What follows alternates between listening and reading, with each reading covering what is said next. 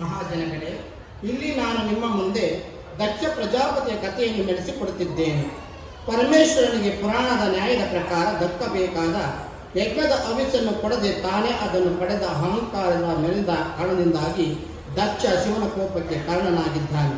ಶಿವನ ಜಡೆಯನ್ನು ಹುಟ್ಟಿದ ವೀರಭದ್ರನ ಕೋಪಕ್ಕೆ ಈಡಾಗಿ ತನ್ನ ಪ್ರಾಣ ಕಳೆದುಕೊಳ್ಳುತ್ತಾನೆ.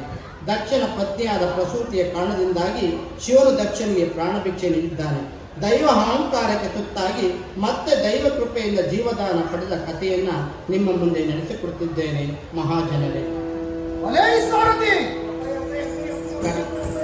ಬಂದ